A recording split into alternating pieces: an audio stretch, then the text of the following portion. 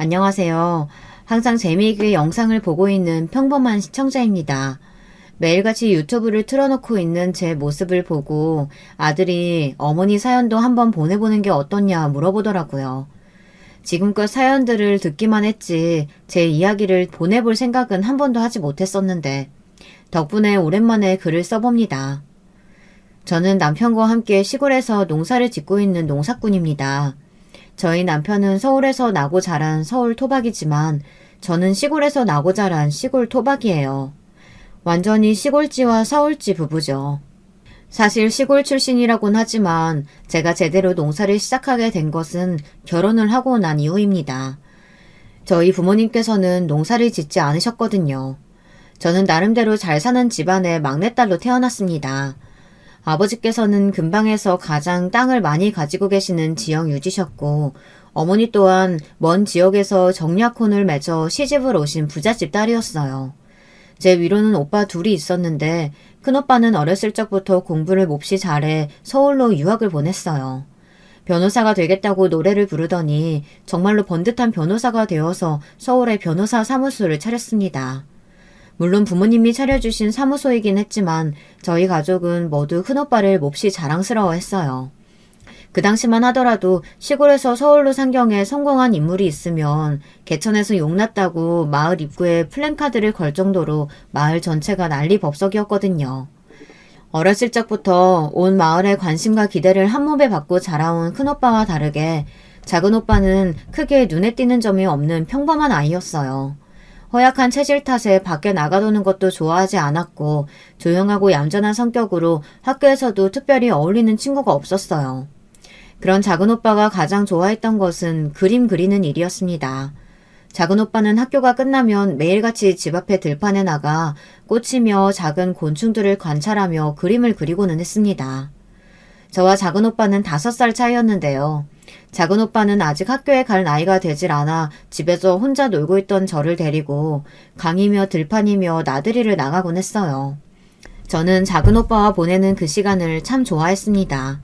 아버지께서는 매일같이 바깥일로 바쁘시고 어머니께서는 살림이며 마을 행사며 일이 많으셨기에 어린 저는 주로 집에서 혼자 시간을 보냈어요.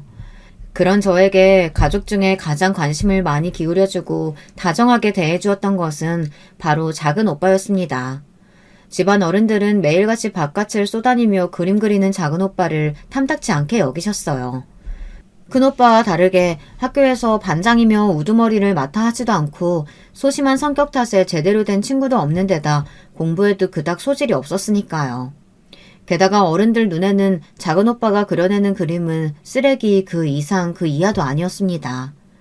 요즘 같은 세상에야 다양한 재능을 존중하고 공부 말고도 여러 길이 있다 이야기를 하지 당시에는 노래 부르는 가수들은 딴따라 화가들은 그림쟁이라며 비하하고 낮잡아보는 분위기였습니다. 당연히 부모님께서는 작은 오빠에게 쓸데없는 짓 하지 말고 공부나 하라며 혼을 내시기 일쑤였고 작은 오빠는 그림 그리기를 그만두는 대신 부모님의 눈을 피해 그림을 그리기 시작했습니다. 저는 그런 오빠를 따라다니며 오빠가 그려내는 멋진 그림들을 구경했습니다. 부모님께서는 하등 쓸모없는 짓이라며 작은 오빠의 그림들을 비난하셨지만 제 눈에는 세상 어느 그림보다도 멋있는 작품들이었어요. 작은 오빠 또한 가족 중 유일하게 본인의 그림들을 편견 없는 눈으로 바라봐주는 저를 좋아했고 큰오빠가 고등학생이 되어 서울로 유학을 떠난 후로 저와 작은 오빠는 더욱더 가까운 사이가 되었습니다. 온 가족의 기대가 큰오빠에게 쏟아지니 저와 작은 오빠는 집에서 거의 찬밥 신세였어요. 게다가 저는 원래부터 태어날 계획도 없는 아이였습니다. 할머니께서는 언제나 아들이 적어도 셋은 있어야 한다며 어머니를 닥달하셨고 작은 오빠를 낳은 후로 부쩍 몸이 약해지셨던 어머니께서는 더 이상의 출산은 무리라며 망설이셨지만 결국 할머니의 고집을 꺾지 못하고 저를 임신하셨어요. 할머니께서는 호랑이 꿈을 꿨다면서 집안을 이끌어갈 대단한 인물이 나올 거라고 셋째 아들임을 확신하셨지만 집안 사람들 모두의 기대를 품고 태어난 저는 딸이었습니다. 당연히 할머니께서는 실망이 크셨고 아이를 하나 더 낳아야 한다. 이제 막 태어난 저를 앞에 두고 언성을 높이셨지만 어머니께서는 단호하게 고개를 저으셨습니다. 더 이상 아이를 낳았다간 아들이 문제가 아니라 본인이 죽겠다며 할머니께 처음으로 반기를 드셨어요. 아버지마저 어머니 편을 들자 결국 할머니께서는 고집을 꺾으셨고 대신 어렸을 적부터 다방면에 총명함을 보였던 큰오빠에게 관심을 돌리셨습니다. 할머니께서는 아버지를 비롯해 총 7명의 아들을 낳으셨는데 대부분이 어렸을 적에 돌아가시고 성인까지 자란 것은 저희 아버지와 큰아버지 두 분뿐이었습니다. 큰아버지께서는 저희 큰오빠처럼 어렸을 적부터 몹시 총명하신 분이었기에 할머니께서는 큰아버지께 거는 기대가 크셨고 각종 지원을 아끼지 않으셨다고 합니다. 그러나 기대가 무색하게도 큰아버지께서는 어떤 외국 여자와 눈이 맞아 가족들과 인연을 끊고 사라져버리셨고 믿었던 큰아들에게 배신당한 할머니께서는 그 뒤로 남은 아버지께 몹시 집착하시게 되었습니다. 아버지의 혼처를 전국을 뒤져 알아오셨고 결혼 후에도 한 집에 머무시며 사사건건 참견하고 집안의 왕이라도 된 듯 구셨어요. 덕분에 제 어린 시절은 눈칫밥의 연속이었습니다. 운 좋게도 부잣집에서 태어나 다른 아이들처럼 밥 먹을 걱정, 옷 입을 걱정하며 자라지는 않았지만 제 유년 시절은 그리 행복하지 않았습니다. 할머니께서는 여자아이가 너무 똑똑하면 안 된다며 저를 학교에도 보내려고 하지 않으셨어요. 여자는 이러면 안 된다, 이래야 한다, 사서건건 제게 잔소리를 쏟아내셨고 저와 어울려 다니는 작은 오빠에게도 사내 자식이 되어서는 계집애 마냥 배알이 없다며 혀를 끌끌 차셨어요. 당연히 작은 오빠 또한 그런 할머니를 마냥 좋아하지는 않았고 할머니뿐만 아니라 가족들 모두와 친밀한 사이는 아니었습니다. 할머니보다 덜하긴 했지만 부모님께서도 작은 오빠에게 그리 다정한 분들은 아니셨거든요. 저는 그나마 막내에다 딸이었기에 애초에 기대값이 없었으니 별소리를 듣지 않았지만 작은 오빠는 집안 모두에게 눈의 가시였습니다. 작은 오빠는 나이가 들수록 집안 사람들과 어울리기 힘들어했고 성인이 되자마자 독립하겠다며 집을 나갔습니다. 그러면서 저에게 짧은 편지와 초상화 선물을 남겨주었어요. 편지에는 그동안 본인에게 유일한 가족이 되어주었던 것은 저뿐이다. 집을 나간 후로 가족들과는 인연을 끊겠지만 이런 곳에 너를 남겨두고 가려니 마음이 아프다. 힘들겠지만 부디 아픈 곳 없이 잘 지내길 바란다는 내용이 담겨 있었고 작은 오빠가 그려준 액자에는 밝게 웃고 있는 저의 초상화가 그려져 있었습니다. 유일하게 말동무가 되어주었던 작은 오빠마저 집을 떠나고 나니 저는 몹시 쓸쓸한 기분이었습니다. 작은 오빠가 떠난 뒤로도 집안은 별 문제 없이 흘러갔어요. 다른 친구들은 중학교를 졸업한 뒤로 집에서 어머니를 도와 살림을 하거나 밖에 나가 농사를 도우며 지냈지만 저는 고등학교에 들어가게 되었습니다. 제가 고등학교에 들어갈 수 있었던 것은 큰오빠 덕이었어요. 서울에서 변호사 사무실을 운영하던 큰오빠가 작은 오빠가 집을 나간 후로 오랜만에 고향에 돌아왔었거든요. 큰오빠와 아버지께서 정확히 무슨 이야기를 나누었는지는 알 수 없겠지만 그 전까지만 해도 여자애가 무슨 고등학교냐며 중학교를 졸업하고는 집에서 시집갈 준비나 하라고 말씀하시던 아버지께서 큰오빠가 다녀간 후로 고등학교에 가라고 하시더라고요. 큰오빠는 서울로 떠나기 전 제 머리를 쓰다듬어주며 기죽지 말고 멋진 사람이 되어라 말해주었고 그때는 그 말이 의뢰하는 말처럼 와닿지는 않았지만 지금에 와서야 무슨 뜻인지 어렴풋이 짐작이 가요. 아마 큰오빠는 서울 생활을 하며 시골과 다르게 많이 배우고 자신감 차있는 여자들을 자주 마주쳤던 거겠죠. 그런 여자들을 보며 시골 고향집에서 기죽은 채 지내고 있을 저를 떠올렸을 테고요. 그렇게 저는 건넌마을에 위치해 있던 고등학교에 입학했고 그 시절 여자아이 치고는 참 많은 걸 누리며 자랐습니다. 고등학교는 어찌어찌 졸업했지만 당연히 대학까지는 갈 수 없었어요. 할머니께서는 더 늦기 전에 시집을 보내야 한다며 많이 배운 여자는 싫어하는 집안이 많다 언성을 높이셨습니다. 그즈음 할머니께서는 몸이 많이 쇠약해지셨고 집안에서의 위상도 예전 같지 않으셨어요. 할머니 말이라며 웬만해서는 따르려 하셨던 아버지께서도 반기를 들 때가 많으셨어요. 아버지 태도가 변하니 어머니께서도 점점 할머니 앞에서 본인의 솔직한 의견을 내뱉게 되었습니다. 어머니, 요즘 여자들은 시집이 전부가 아니에요. 저희 때야 여자들은 그저 좋은 남편 만나 예쁨 받고 집안에서 살림이나 잘하면 됐었지만 요새는 여자들도 밖에 나가서 일하고 돈 버는 시대예요. 시골 촌구석에서나 어린 나이에 시집까지 큰애 말 들어보니 서울에서는 혼자서 잘 사는 여자들도 많대요. 저는 막내 일찍 시집 보낼 생각 없어요. 그런 어머니의 말에 할머니께서는 저것이 아들 셋 못 나올 때부터 알아봤다며 아들 한 명은 사내노릇 못하는 반푼이로 낳고 딸려는 아들처럼 키우려 한다 바락바락 소리를 지르셨습니다. 그렇게 악을 쓰시던 할머니께서는 갑자기 뒷목을 잡고 쓰러지셨고 놀란 부모님께서는 할머니를 모시고 급하게 병원으로 향했지만 할머니께서는 그렇게 눈을 감으셨습니다. 솔직히 말해서 저는 할머니의 죽음이 별로 슬프게 느껴지지 않았어요. 오히려 속이 조금 시원했으면 시원했달까요. 한평생 저를 구박만 하시고 단 한 번도 제게 따뜻한 말 한마디 건네주셨던 적이 없으셨던 분이라 그런지 더 이상 만나뵐 수 없게 되었다는 사실이 전혀 아쉽지 않더라고요. 할머니 장례식에는 서울에서 일하는 큰오빠와 가족들과 연을 끊고 지냈던 작은오빠도 참석했습니다. 오랜만에 만나는 작은오빠는 집을 떠났을 때보다 훨씬 안색이 좋아 보였어요. 사실 장례식에도 참석할 생각이 없었지만 아버지께서 장례식마저 오지 않으면 앞으로 평생 우리 가족과는 척을 지고 살 줄 알아라 으름장을 놓으셔서 참석한 거라고 했습니다. 솔직히 작은오빠 입장에서는 가족들과 완전히 연을 끊는다 해서 아쉬운 게 하나도 없었거든요. 그래도 자식된 최소한의 도리라도 해야겠다 생각이 들어 왔다고 했어요. 오랜만에 저를 만나고 싶기도 했고요.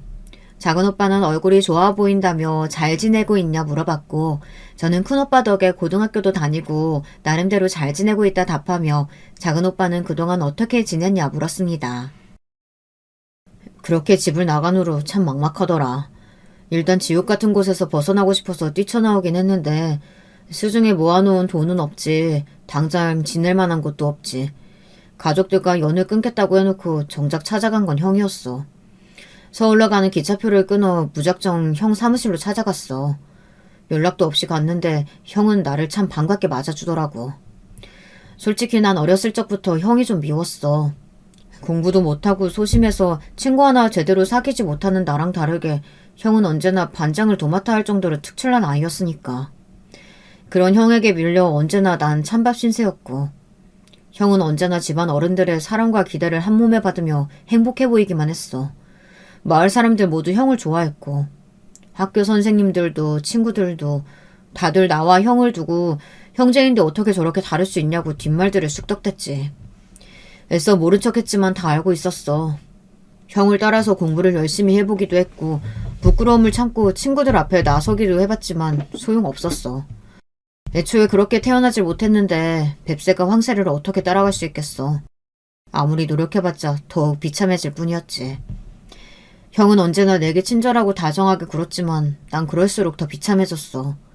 차라리 형이 나를 무시하고 냉정하게 대했다면 마음 놓고 미워할 수 있었을 텐데. 형은 그저 너무 잘났을 뿐이었으니까. 형이 서울로 떠난 뒤로 드디어 숨통이 트이나 싶었어. 더 이상 형과 비교당할 일이 없다고 생각했거든. 그렇지만 그건 완전한 내 착각이었어. 형이 집에 없다고 해서 해결될 일이 아니었던 거지. 오히려 눈앞에서 형이 사라지니 집안 사람들의 관심이 전부 나에게 쏟아지더라. 특히 할머니께서 극성이셨지. 매일같이 내 가방이며 방을 뒤져서 그림을 찾아내선 박박 찢어놓으시곤 했어. 난 그런 할머니가 너무 미웠어. 왜 나한테 본인만의 잣대를 들이밀며 강요를 하는 건지. 본인이 보시기엔 내 그림 아무런 쓸모없는 쓰레기라고 할지라도 그걸 그렇게 함부로 찢어버리는 건 너무하잖아. 나한테는 소중한 것들이고 다 의미가 있는 것들인데. 어른들께서 내게 강압적인 태도를 보이시면 보이실수록 난 더욱 더 그림으로 숨어 들어갔어. 그림이 내 유일한 피난처였지. 그림을 그릴 때만큼은 세상의 모든 일들을 잊고 그 안으로 빠져들 수 있었거든. 처음에는 현실에서 도망칠 곳을 찾기 위해 시작한 일이었지만 시간이 지날수록 그림 그리는 일 자체가 즐거워졌어. 좀 더 많은 것들을 그려보고 더 많은 사람들에게 내 그림을 보여주고 싶다는 생각을 했어. 고등학교를 졸업하고 부모님께 화가가 되겠다는 내 뜻을 말씀드리자 예상한 대로 불같이 화를 내시더라. 그깟 그림쟁이나 하라고 지금까지 너를 먹이고 입히며 키워낸 줄 아냐고. 남들보다 모자랄 것 하나 없는 애가 왜 그런 일을 하려는 거냐 언성을 높이셨어. 이해받을 생각도 없었고 도움받을 생각도 없었어. 그랬기에 그 길로 집을 나간 거야. 그렇지만 아까 말한 대로 막상 집을 나가니 갈 곳이 없더라. 처음엔 그동안 부모님의 보호 아래서 배부른 추정을 해왔던 건 아닌가 생각이 들기도 했어. 나 혼자 힘으로는 아무것도 할 수가 없는 건가. 집이라는 아늑한 울타리를 벗어나니 스스로가 참 나약하게 느껴지더라고. 그때 생각나는 게 우습게도 형밖에 없더라. 그렇게 형을 미워하고 원망했으면서도 막상 기댈 곳이 없으니 형을 찾아가게 됐어. 처음 본 서울은 생각보다 더 복잡하고 뭐가 많더라. 그동안 살아왔던 고향 땅과는 너무나 다른 곳이었지. 내가 우물한 개구리였다는 사실을 깨달았어. 작은 오빠는 긴 이야기를 쏟아냈어요. 큰 오빠는 작은 오빠가 자신을 찾아올 것이란 사실을 알고 있었다는 듯 작은 오빠를 반갑게 맞이해 주었다고 했습니다. 작은 오빠는 큰 오빠가 서울로 떠난 후 있었던 일들과 부모님과의 갈등, 어린 시절부터 겪었던 지독한 열등감과 내심 큰 오빠를 미워했었다는 사실까지 모든 속내를 큰 오빠에게 털어놓았다고 했어요. 화를 내거나 이해가 안 된다는 반응을 보일 줄 알았던 큰 오빠는 작은 오빠의 등을 두드려주며 그동안 고생 많았다 격려를 해주었다고 하더라고요.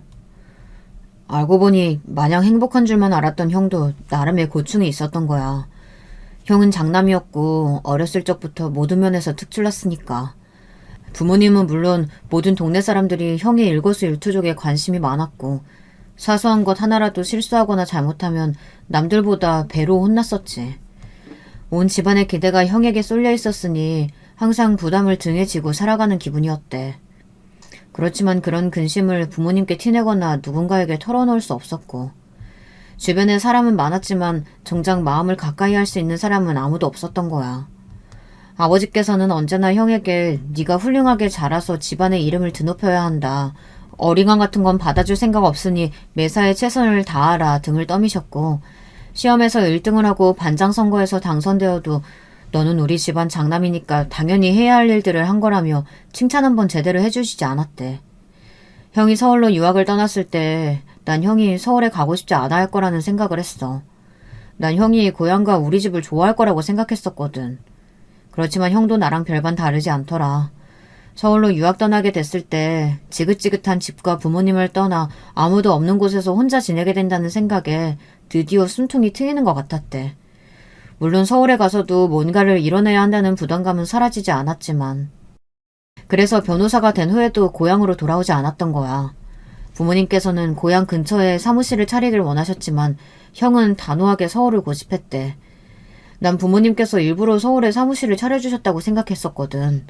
형은 온 동네의 자랑이었으니까. 개천에서 용났다고 다들 떠들어댔잖아. 그렇게 형제는 지난 세월 쌓였던 오해들과 묵혀왔던 속상함, 근심, 걱정들을 서로 털어놓고 이야기를 나누었고 큰오빠는 작은오빠가 적당한 일자리를 찾기 전까지 지낼 수 있을 만한 집을 구해주었다고 했습니다. 작은오빠는 큰오빠의 도움으로 서울에 자리를 잡을 수 있었고 지금은 미술관에서 일을 하고 있다고 했어요. 가족들에게는 본인이 큰오빠와 연락하고 있다는 사실을 비밀로 해달라고 부탁했기에 지금껏 저를 포함한 다른 가족들은 모두 작은오빠의 소식을 전혀 전해듣지 못했던 것이었습니다. 그러고 보니 너도 그림 참 좋아했잖아. 내가 조금 가르쳐주기도 했었는데 지금도 관심 있어? 우리 미술관에서 일할 사람을 찾고 있거든. 부모님 하시는 얘기 들어보니 아직 혼처를 구하지 않았다고 하던데. 작은 오빠의 말에 눈이 번쩍 뜨이는 기분이었습니다. 사실 할머니께서 돌아가시기 전까지는 아무리 부모님께서 그럴 생각이 없으시다고 한들 어느 날 갑자기 혼처가 정해져 먼 곳으로 시집을 가게 되는 게 아닌가 싶었거든요. 당연히 작은 오빠에게 저를 데리고 서울로 가달라고 부탁했고 부모님께서는 처음에는 탐탁자는 반응이셨지만 큰오빠마저 나서서 말을 보태자 결국 저의 서울행을 허락하셨습니다. 그렇게 태어나 처음으로 밟아본 서울은 정말 별천지였습니다. 세상에 그렇게 높은 빌딩들이 가득한 풍경은 처음이었어요. 태어나 줄곧 보고 자란 산과 들판도 멋졌지만 그와는 또 다른 장관이었습니다. 제가 미술관에서 맡게 된 일은 미술관을 찾는 손님들에게 작품에 대한 설명을 해주는 일이었어요. 요즘 말로는 큐레이터라고 부르지만 당시에는 안내원 정도로 불렸고 그닥 돈을 많이 벌 수 있는 직업도 아니었어요. 하지만 저는 몹시 행복했습니다. 항상 제 어깨를 짓눌렀던 부모님의 압박과 여자라는 한계에서 벗어나 제가 좋아하는 미술품들에 둘러싸인 삶을 살 수 있었으니까요. 저는 정말 운이 좋았어요. 모두가 어려운 시기였으니 저를 제외한 다른 친구들은 평생을 바쳐 가족을 위해 희생하며 살아가는 경우가 대부분이었으니까요. 그렇게 미술관에서 일하던 저는 미술관을 자주 찾던 손님인 남편과 우연한 기회로 만남을 시작하게 되었습니다. 남편은 서울에서 태어나 서울에서 자란 전형적인 서울 사람이었어요. 제가 나고 자란 곳이 어느 땅에 붙어 있는지도 모를 만큼 서울 촌놈이었죠.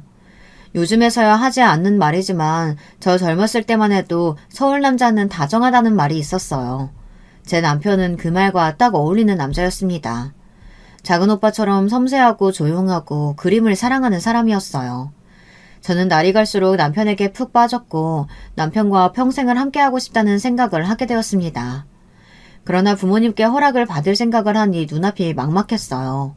당연히 연애를 하고 있다는 사실은 부모님께 말씀드리지도 못했고 부모님께서는 적당히 서울 생활을 하다 내려와 결혼을 하길 바라고 계셨었거든요.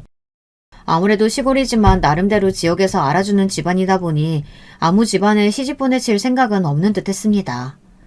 그러나 아쉽게도 저희 남편은 그저 평범한 집안 출신의 남자였어요. 시부모님께서는 작은 가게를 하셨고 남편 또한 학교를 졸업한 후로는 그런 시부모님을 돕고 있었습니다. 어렸을 적부터 그림에 관심이 많았던 남편은 미술대학교에 진학하는 것이 꿈이었지만 넉넉하지 않은 가정 형편 덕에 꿈을 접었고 소소하게나마 미술관에 와서 작품들을 구경하는 것이 일상의 작은 행복이라고 했어요. 남편의 부모님께서 어떤 사람이시든 남편이 돈이 많든 적든 그건 저에게 아무런 문제가 아니었습니다. 저는 남편을 몹시 사랑했고 남편과 결혼해 부모님 품을 떠나 서울에 정착하고 싶었어요. 그러나 무턱대고 부모님을 찾아가 결혼 선언을 할 수는 없었어요. 결국 두 오빠들에게 먼저 결혼 이야기를 꺼내게 되었습니다. 오빠들은 둘 다 처음에는 조금 부정적인 입장이었지만 결국 제 의견을 존중하고 힘을 보태주기로 했어요. 그렇게 저는 남편과 함께 든든한 오빠들을 데리고 결혼 승낙을 받으러 오랜만에 고향에 내려갔습니다. 당연히 부모님들께서는 기절초풍을 하시며 결혼을 반대하셨습니다. 어디서 굴러온 뼈다귀 같은 놈에게 귀한 막내딸을 내줄 수 없다. 게다가 집안도 별 볼 일 없는 놈이지 않느냐. 내가 이럴 줄 알았다. 서울 가서 헛바람만 들어온 것이 아니냐. 얌전히 고향으로 돌아와 옆마을 남자에게 시집을 가라 큰 소리를 내셨고 모두 다 예상했던 반응이었습니다. 큰오빠와 작은오빠는 그런 부모님께 제가 서울에서 얼마나 행복하게 지내고 있는지 말씀드리며 본인의 결혼 상대의 정도는 본인이 정해야 하는 게 맞다 의견을 보태주었고 남편 또한 제가 비록 집안은 가난하고 미래도 불확실한 사람이지만 앞으로 살아가면서 본인이 굶는 한이 있더라도 저만은 행복하게 만들어주겠다며 아버지의 바짓가랑이를 잡고 늘어졌습니다. 절대 안 된다며 난리를 치셨던 부모님께서는 결국 새 남자의 고집에 백기를 들고 마셨어요. 그렇게 저와 남편은 결혼에 성공했고 서울에 신혼집을 차려 살게 되었습니다. 신혼집이라고 해봤자 부모님께서는 아무런 도움을 주지 않으셨기에 오빠들의 도움으로 마련한 작은 빌라였어요. 시부모님 가게와 가까운 곳에 위치한 빌라였고 매일같이 저는 미술관으로 남편은 시부모님 가게로 출퇴근을 하며 신혼생활을 보냈습니다. 그곳에서 저희 아들이 태어났어요. 아들은 남편을 하나부터 열까지 빼다 박았습니다. 생김새부터 성격까지요. 그 빌라는 다시 떠올려봐도 참 추억이 많은 곳입니다. 오래된 빌라였기에 여름이면 덥고 겨울이면 춥고 옆집 사람들의 생활소음이 전부 다 들릴 정도였지만 그래도 참 행복했던 것 같아요. 그저 남편과 같이 있다는 사실만으로도 세상 모든 어려움을 헤쳐나갈 수 있을 것 같다는 생각이 들었죠. 눈에 넣어도 아프지 않을 아들이 태어난 후로 저희 가족은 더더욱 끈끈해졌습니다. 제 나이대 여자들이 의례 그렇듯 아들을 출산한 후로는 미술관 일을 그만두고 집에서 살림을 시작했어요. 그즘 시부모님께서는 건강상의 이유로 가게를 완전히 남편에게 물려주셨기에 남편은 눈꽃 뜰 새 없이 바빴습니다. 아들이 돌쯤 되었을 시기였던 것 같아요. 아이는 매일같이 울고 보채기 바쁘지 집안일은 해도 해도 쌓이지 임신과 출산으로 몸은 상할 대로 상했지. 이게 내가 원하던 서울살이인가. 이대로 내 꿈도 삶의 목표도 아무것도 없이 집에서 살림만 하고 아이만 키우다 늙는 걸까. 이런 부정적인 생각들이 저를 덮쳐왔습니다. 지금 생각해보면 아마 산후 우울증이었던 것 같아요. 한창 남편과 함께 아이를 키우고 대화를 많이 나누었어야 했을 시기에 바쁜 남편 때문에 거의 혼자서 육아를 도맡아 했으니까요. 게다가 그 시기 제 인생에서 가장 끔찍한 일이 일어났거든요. 지금은 오랜 세월이 지나 어느 정도 담담하게 이 이야기를 풀어낼 수 있지만 당시에는 정말 정신을 놓아버릴 정도로 충격적인 사건이었습니다. 그날은 아이가 태어난 후 처음으로 맞는 아버지의 생신이었고 각자 바쁘게 살고 있던 가족들은 오랜만에 얼굴도 보고 근황 얘기도 나눌 겸 부모님을 모시고 여행을 떠나기로 했습니다. 큰오빠 부부와 작은오빠 그리고 저희 부부 총 7명이서 산속의 펜션에서 하룻밤을 묵기로 했고 같은 차에 타서 함께 출발한 다른 가족들과는 달리 저희 부부는 가게 일 때문에 조금 출발이 늦어졌어요. 늦게나마 짐을 정리해 차에 올라타 펜션으로 향하는데 막상 펜션에 도착하고 나니 저희를 기다리고 있을 줄 알았던 남은 가족들이 전혀 보이지 않았습니다. 펜션 주인은 지금껏 아무도 도착하지 않았다고 말했고 몹시 불안한 예감이 들었어요. 그렇게 뜬 눈으로 펜션에서 밤을 지낸 다음 날이었어요. 펜션에 웬 경찰들이 찾아왔고 혹시 어젯밤에 주변에서 이런 차를 목격하지 못했냐고 묻더군요. 경찰들이 보여준 사진에는 가족들이 모두 타고 있었던 저희 큰오빠의 차가 찍혀 있었습니다. 순간 심장이 덜컹하고 발 밑까지 떨어졌고 혹시 이 사람들에게 무슨 일이 생겼냐 물었습니다. 경찰은 착잡한 얼굴로 어제 오후 비탈길에서 사고가 나서 차가 낭떠러지로 굴러 떨어졌다고 하더군요. 자세한 사건 경위는 조사 중이지만 차에 타고 있던 5명 모두가 세상을 떠났다고 했어요. 하늘이 무너지는 기분이었습니다. 지금 다시 떠올려봐도 뭐라고 표현할 수 없는 심정이에요.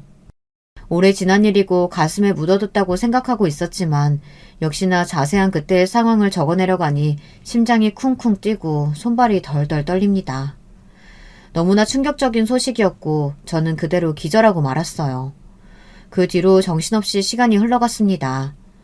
한순간에 모든 가족들을 잃은 저는 세상에 혼자 남겨졌고 아버지의 막대한 유산과 고향집 땅들은 전부 제게 상속되었습니다. 아버지께서 근방에서 가장 땅을 많이 가지고 계신 지역 유지였다는 사실은 진작부터 알고 있었지만 막상 제 손안으로 그것들이 들어오고 나니 정말 상상을 초월할 금액이었어요. 알고 보니 저희 고향집 근처에 공단이 들어오게 되며 땅값이 크게 오른 것이었습니다. 그러나 그 엄청난 재산이 제 손에 들어왔다고 한들 저는 전혀 기쁘지 않았어요.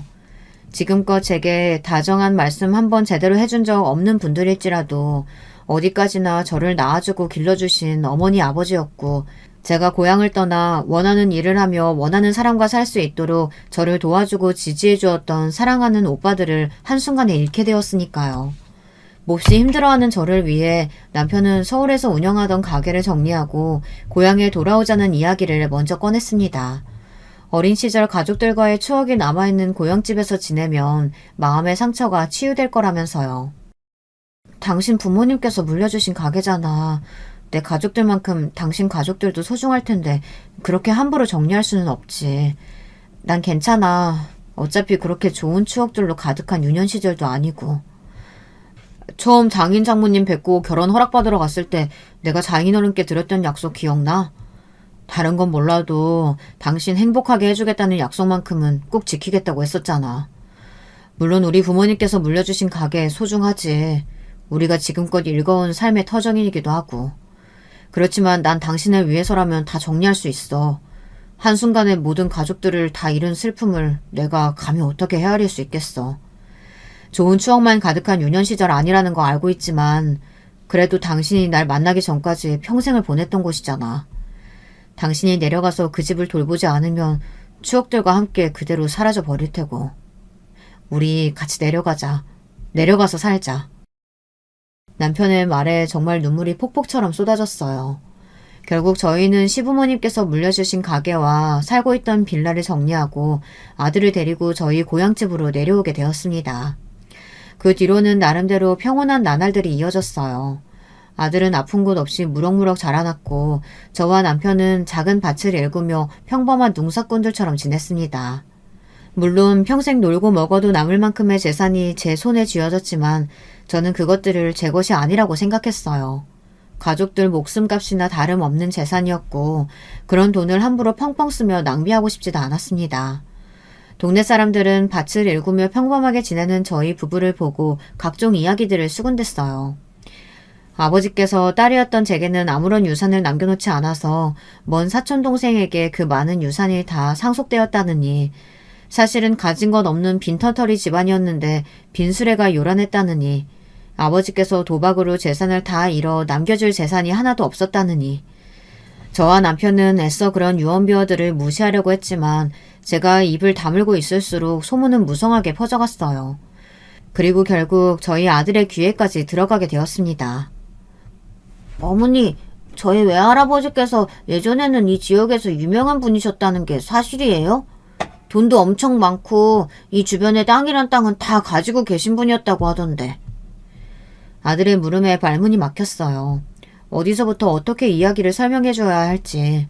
가족들이 모두 한순간에 제 곁을 떠났던 그 사고를 다시 떠올리려니 가슴이 꽉 막힌 기분이 들었습니다.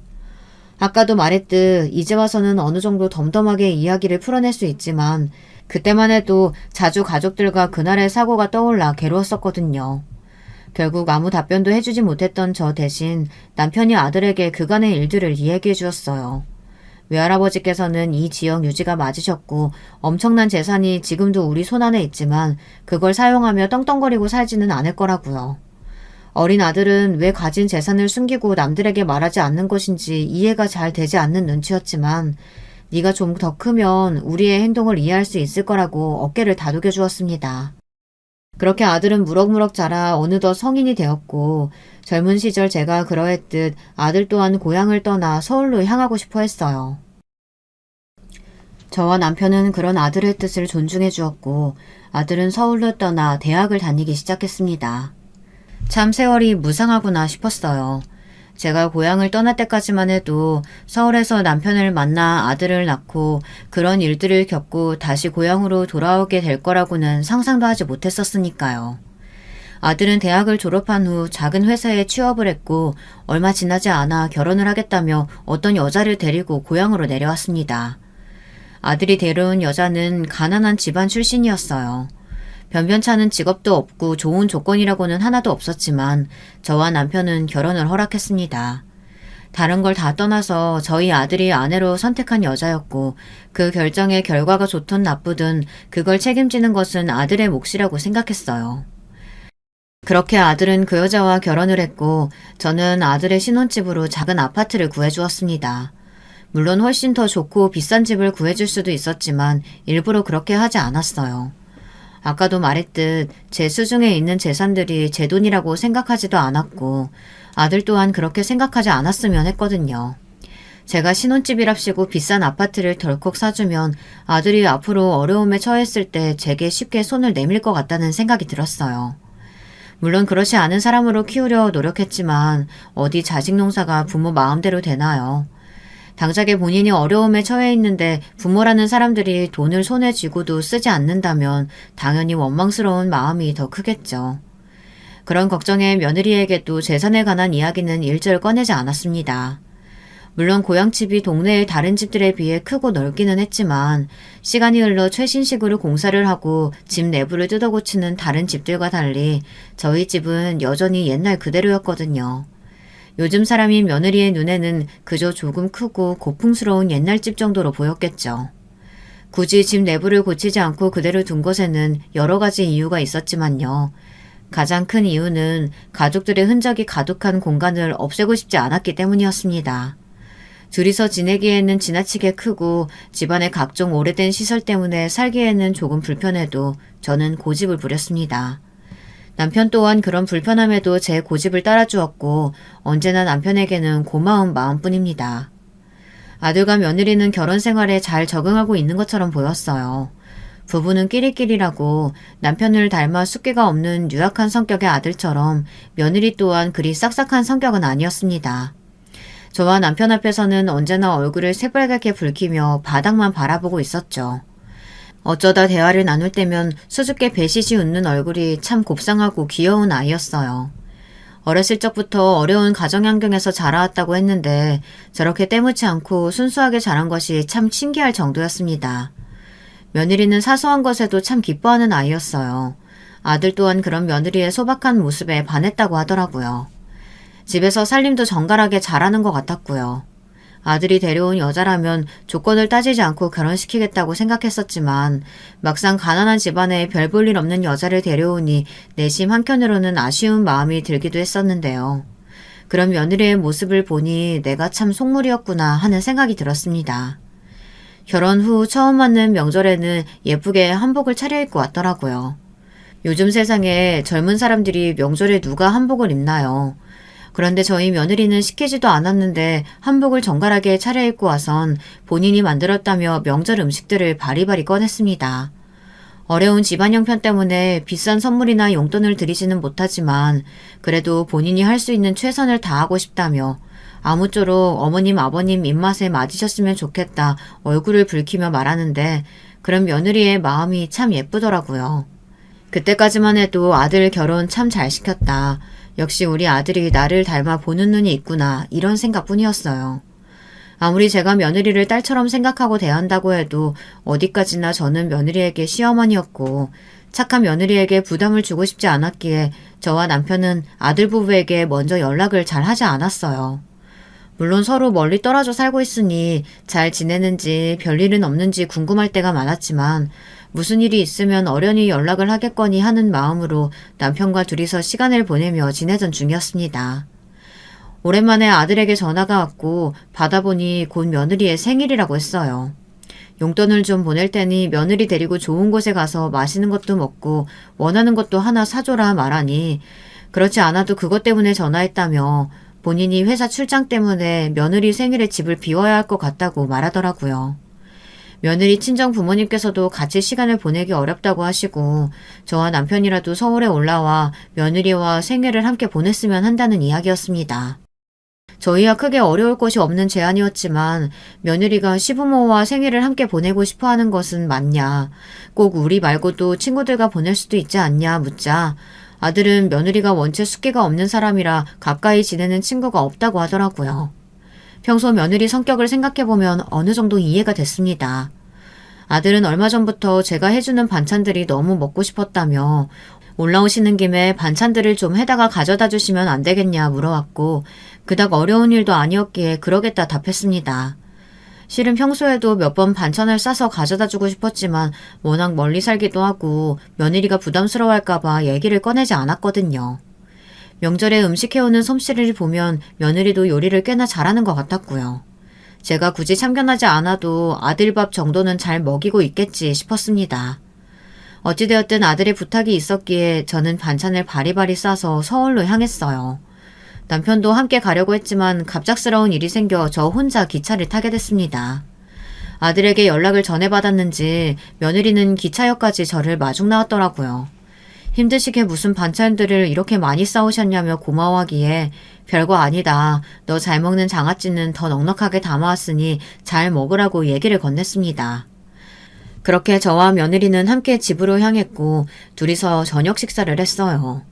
이왕 서울에 왔으니 비싸고 좋은 거 먹자. 생일이니 내가 사주겠다 했으나 며느리는 한상껏 괜찮다며 저한테는 어머님께서 싸주신 반찬이 소고기보다 제일이다 고집을 부리는 통에 결국 집에서 저녁을 먹게 되었습니다. 생일 축하한다. 아들 통해서 용돈 조금 보내놨으니 가지고 싶은 거 있으면 아들한테 말해라. 그리고 이건 내가 따로 주는 선물이야. 대단한 건 아니고 얼마 전에 장에 나갔더니 팔고 있길래 색깔이 참 고와서 너한테 잘 어울릴 것 같더라고. 요즘 젊은 사람들 눈에는 어찌 보일지 모르겠다마는. 제가 며느리에게 건넨 선물은 모직 외투였습니다. 아들에게 따로 용돈을 챙겨주기는 했지만 우연히 나갔던 장에서 발견한 외투가 참 곱고 예쁘더라고요. 비싼 것은 아니었지만 그저 며느리 생각이 나서 사온 것이었고 며느리는 제 선물을 받아들고 몹시 기뻐했습니다. 어머님께서 와주신 것만으로도 충분히 선물이 되었는데 뭘 이런 것까지 준비하셨냐며 쑥스럽게 웃는 얼굴에 기분이 참 좋았어요. 물론 제게 보여주었던 그 모든 모습이 다 거짓이었다는 걸 알게 된 후로는 씁쓸함만이 남아있었지만 말입니다. 그렇게 저녁 식사 자리가 끝나고 고향으로 내려가는 기차 시간이 조금 남아 거실에 앉아 시간을 보내고 있을 때였어요. 며느리에게 전화가 왔고 며느리는 잠시 통화를 하고 오겠다며 방으로 들어갔습니다. 그렇게 10여 분이 지났는데 며느리는 방에서 나올 생각이 없어 보였어요. 기차 시간이 점점 가까워지고 있었고 기다리던 저는 결국 짧게라도 인사를 하고 가기 위해 방문 앞으로 다가섰습니다. 아니 내가 뭐 때문에 저런 노인네랑 귀중한 생일을 하루 종일 같이 보내야 하냐고. 아 진짜 짜증나 죽겠다니까. 오늘따라 냄새는 또 어찌나 심한지. 기차에서부터 냄새나는 반찬들 바리바리 싸들고 내리는데 쪽팔려 죽는 줄 알았어. 그 냄새 풀풀 풍기면서 고급 식당 가자길래 창피해 죽을 일이나 싶어서 간단히 집으로 끌고 들어왔다니까. 남편 말로는 꽤 잘 사는 집인 것 같더니 막상 시골 내려가 보니까 집 좀 큰 거 말고는 가진 것도 없는 것 같고. 냄새나는 노인네들 비위 맞추는 게 얼마나 힘이 드는지. 사고라도 나서 확 뒤졌으면 좋겠다니까. 혹시 알아? 죽고 나면 티끌 같은 유산이라도 좀 떨어질지? 방 안에서 들려오는 목소리에 제 귀를 의심할 정도였어요.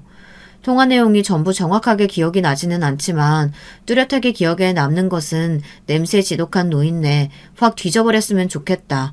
이 두 마디였습니다. 충격으로 어안이 벙벙했고 문손잡이를 잡았던 손이 덜덜 떨리기 시작했어요. 그동안 저와 남편 앞에서 그리도 순진한 얼굴로 쑥스러운 척했던 며느리의 모습은 모두 거짓이었다니요. 아무리 사람이 앞뒤가 다르다지만 이렇게까지 다를 수가 있나.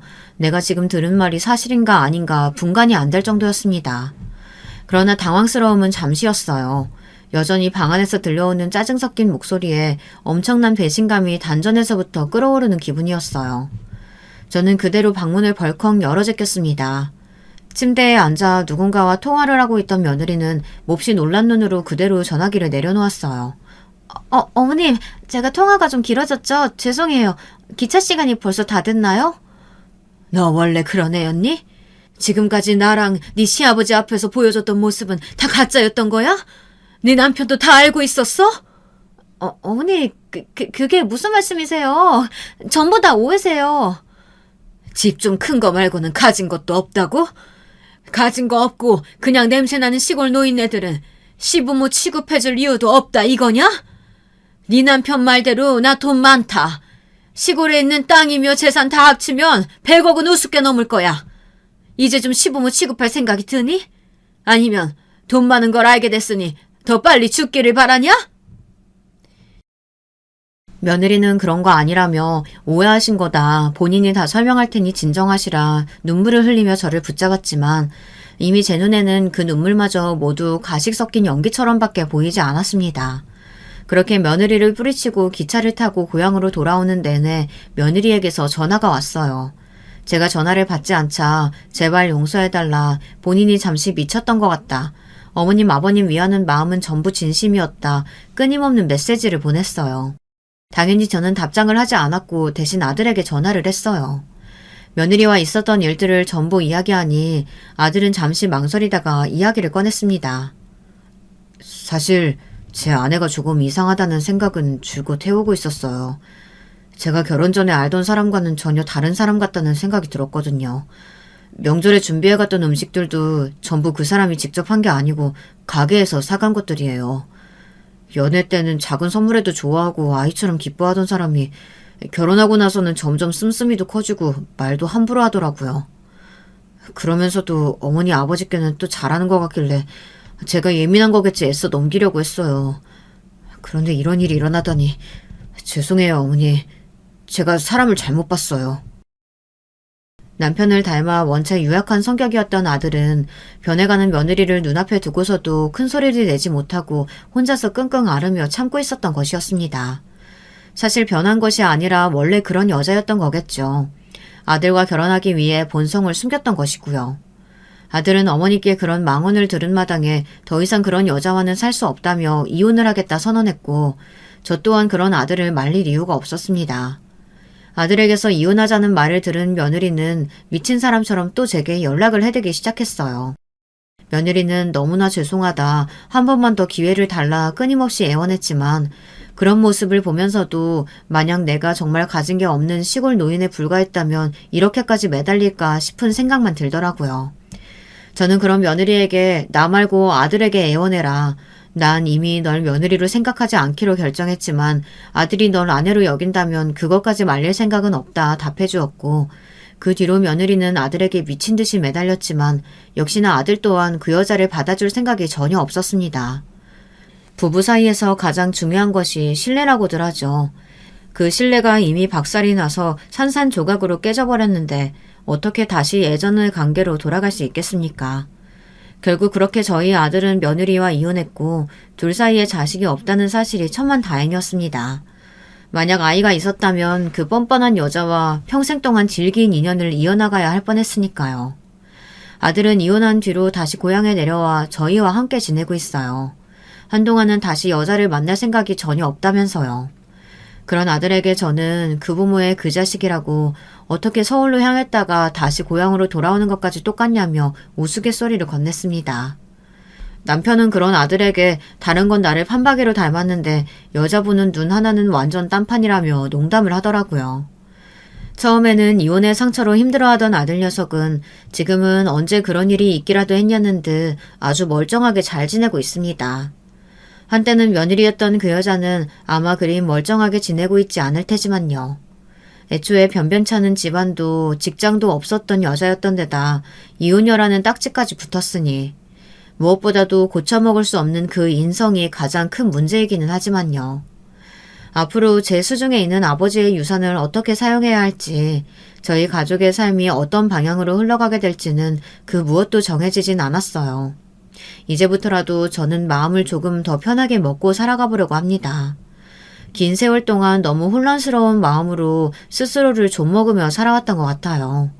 지금껏 제가 살아온 이야기들을 두서없이 써내려가다 보니 아주 긴 글이 되었네요. 아무쪼록 제 이야기를 들어주신 분들 모두 감사드리고요. 오늘도 좋은 하루 보내시길 바라겠습니다. 안녕하세요. 서울에서 남매를 키우며 남편과 행복하게 사는 50대 여자입니다. 요즘 날씨가 조금씩 풀리고 아이들 새학기도 다가와서 제가 괜히 설레고 있습니다. 학교를 졸업한 지 오래됐지만 제 학창시절을 생각하면 어이가 없기도 하고 웃기기도 하고 부끄럽기도 하고 되게 복잡한 마음이 들어요. 오늘 제보할 사연과도 깊은 관련이 있기도 해서 미리 말을 해보자면 저는 흔히 말하는 껌을 좀 씹은 학창시절을 보냈습니다. 그렇다고 이유 없이 남을 괴롭히거나 금품갈취를 하거나 그러진 않았어요. 오토바이를 타고 다니거나 면도칼을 씹는 그런 악질은 아니었으니 편안히 들어주세요. 그냥 성격이 어릴 때부터 유난히 밝았고 또 친구들과 노는 것을 좋아하던 학생이라고 생각해 주시면 좋을 것 같습니다.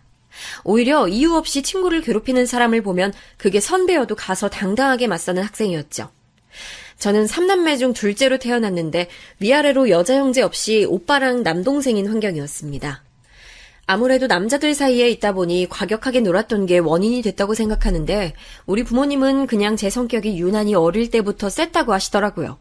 오빠나 남동생하고 싸워도 여자인 제가 다 이길 정도로 고집도 엄청 세고 한 번 아니면 끝까지 아닌 대쪽 같은 성격이었다고 합니다. 오빠도 남동생도 골목대장도 아니었는데 저는 무리를 이끌고 다녀서 동네 어른들이 대단하다고 하셨다고 하더라고요. 사고도 제가 제일 많이 치고 다녔고 집에서 말썽을 부려도 그 원인 제공자는 대부분이 저였다고 해요. 하다못해 엄마는 제가 엄마의 배 안에 있을 때부터 발차기가 예사롭지 않아 남자아이라고 착각했을 정도라고 하셨어요. 엄마는 취미가 신점을 보러 가는 건데 제 사주를 보고 유명한 무당이 전생에 대륙을 평정한 장군감이라고 했다고 평생 사기를 당하거나 어디 가서 기죽을 사람은 절대 아니라고 했다고 어릴 때부터 말씀하셨죠. 그 덕분에 저는 학창시절을 아주 다채롭게 보낼 수 있었습니다. 목소리가 크고 나서는 걸 워낙 좋아해서 노는 것을 주도하기도 했고 어린 마음에 학교 수업을 빠지고 운동장에서 놀기도 했어요. 제 친구를 괴롭히면 옆 학교까지 가서 응징해 준 적도 있습니다. 불의를 못 참는 성격이라 우리 학교 학생이 시내에서 다른 질 낮은 학교의 사람이 괴롭히면 당장 가서 대신 나서서 머리를 잡고 뜯기도 했어요. 이걸 다행으로 말해야 할지 모르겠지만 우리 집은 할아버지 때부터 여유가 있던 집이어서 집에 돈이 꽤 있는 집안이에요. 그래서 경찰서에 불려가거나 학교에 불려갔을 때도 큰 문제 없이 풀려날 수 있었습니다. 물론 집에서는 아버지가 제발 부탁이니 일주일이라도 조용히 지낼 수 없냐고 하실 정도였어요. 중학생 때를 기억하는데 언제는 제가 학교를 마치고 집에 가다 남동생을 본 적이 있습니다. 동생은 저랑 3살 차이가 나는데 동네에 있던 남자 고등학교 학생들이 제 동생을 괴롭히는 거예요. 상황을 딱 보니 돈을 뜯고 있는 것 같아 당장 달려갔던 적이 있습니다. 당연히 제가 성격이 드세더라도 어떻게 남자 고등학생을 상대하겠어요.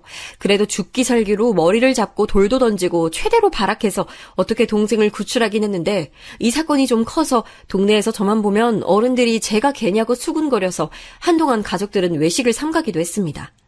이런 크고 작은 일들이 계속 반복되다 보니 동네에서 저는 기세고 드센 여자아이가 되어 있었고 남자들과 싸워도 절대 밀리지 않다 보니 남자아이 부모님들은 저를 대놓고 안 좋아하셨어요. 오죽하면 고등학생 때는 저와 같은 반이 되게 해주지 말라고 선생님께 말했던 학부모도 있을 정도였답니다. 제가 그렇게 사고치고 다니는 동안 저희 오빠와 남동생은 아주 착하고 조용하게 학창시절을 보내서 유독 제가 집안의 사고뭉치였어요. 남들은 딸들이 조용하고 순해서 걱정이라던데 우리 집은 제가 또 어디 가서 남들하고 싸웠다고 연락 올까봐 무서워 죽겠다고 아버지는 한숨을 푹푹 쉬시기도 하셨습니다. 부모님의 걱정이 이해가 되는 게 제 성격은 나이가 들수록 더 심해지면 심해졌지 절대 철이 들지 않았어요. 엄마는 저에게 제발 사고치지 않고 조용히만 있어달라고 공부도 필요 없다고 하셨죠.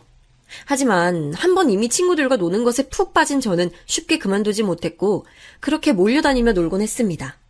오빠는 우수한 성적으로 학교를 졸업해서 무려 의대에 들어갔고 동생도 명문고에 입학했는데 저만 혼자 공부랑은 담을 쌓고 친구들과 노느라 정신이 없으니 부모님은 상당히 곤란해하셨어요. 오빠에게 제 공부를 가르치라고 했는데 오빠는 딱 10분 뒤에 도저히 안 되겠다고 할 정도로 저는 공부랑은 거리가 멀었습니다. 아버지는 신문사에서 일하셨는데 저에게 고등학교를 졸업하고 바로 결혼하라고 하셨어요. 그러면서 공부는 하지 않아도 되니 제발 성격만 죽이라고 하셨죠. 실제로 고등학교를 졸업하고 저는 아빠의 소개로 어느 회사에 바로 취직할 수 있었어요. 하지만 학교도 제대로 다니지 않았던 제가 사회생활을 잘할 리가 없었던 것은 어찌 보면 당연한 결과였습니다. 부모님 도움으로 손쉽게 취업했지만 상사와 마찰이 유독 잦았어요. 회사에서도 성격을 참지 못해서 자꾸 상사와 부딪히고 결국 잘리기까지 했는데 아버지가 그렇게 저한테 화냈던 적이 없어서 난감했습니다. 아닌 건 죽어도 아닌 성격상 너무 힘들었는데 대학이라도 가려고 했더니 공부를 해야 했고 그건 또 싫었죠. 오빠는 의대에서 열심히 공부하고 있었고 동생도 어느덧 고등학교를 졸업하고 서울에 있는 유명 대학의 법학과에 입학했습니다. 자식 농사를 딱 저를 제외하고 아들들은 너무나도 훌륭하게 자라줬으니 부모님은 오로지 제 걱정뿐이었어요. 부모님 성향상 그렇게 자식들에게 부담을 주거나 관심이 지나친 편은 아닌데 저만 자리 잡지 못하고 그러고 있으니 얼마나 신경이 쓰이셨겠어요. 아빠가 회사를 소개해주면 제가 들어가서 몇 개월 일하고 그만두거나 잘리고 계속 그게 반복되니 저도 어느 순간 스트레스를 받기 시작했습니다. 나중에는 부모님께 회사 소개를 그만해달라고 했고 부모님은 그럼 어떡하냐고 결혼이라도 하라고 하셨어요. 무슨 결혼이냐 혼자 살겠다고 하는데 부모님은 절대 그냥 넘어가지 않으셨죠. 제가 그렇게 부모님과 대치하는 동안 오빠는 같은 학교 동기와 결혼하겠다고 아주 예쁜 새언니를 데려왔어요. 착하고 똑똑한데 심지어 아버지가 의사라고 하니까 부모님은 새언니를 아주 극진히 대접하며 딸인 저보다도 더 챙길 정도로 환영하셨습니다. 오빠의 결혼으로 인해 너무 바쁜 나머지 저에게 예전만큼 잔소리하지 않으셔서 얼마나 좋았는지 몰라요. 새언니는 심지어 예쁘고 착한데 말까지 예쁘게 하니 평소에 욕을 달고 살던 저와 비교가 되어 부모님은 입이 귀에 걸릴 지경이셨죠. 저만 보면 계속 새언니 같은 사람이 되어야 한다고 귀에 피가 날 정도로 말씀하셔서 나중에는 그 소리가 듣기 싫어 집 밖으로 뛰쳐나간 적도 있습니다. 하지만 좋았던 순간도 지나고 오빠가 결혼하고 나니 부모님은 다음은 제 차례라고 이제 제 결혼에 온 관심을 쏟기 시작하셨어요. 그러다 아빠가 우리 지역 고위 공무원의 아들과 이어주겠다고 제게 꼭 나가라고 선자리를 잡아오셨습니다. 저는 제 인생에서 그때까지는 결혼이 절대 없다고 생각해서 끝까지 거부했는데 엄마가 직접 저를 데리고 백화점에 가서 옷까지 사주며 일단 얼굴이라도 보여주고 오라고 하셔서 억지로 나가게 됐어요. 결론부터 말하자면 그분과는 이어지지 않았습니다. 너무 따분하고 엄마가 억지로 입힌 원피스와 화장은 저와 맞지 않았고 또 구두는 불편하고 분위기도 어색해서 도중에 뛰쳐나왔거든요. 이후로도 아빠와 엄마는 주변에서 좋다는 사람이 있으면 어떻게든 선자리를 마련해서 주선하셨는데 그때마다 거절하는 것도 전 얼마나 힘들었는지 몰라요. 나중엔 너무 나가기가 싫어서 친한 친구에게 부탁해서 대신 나가달라고 했던 적도 있습니다.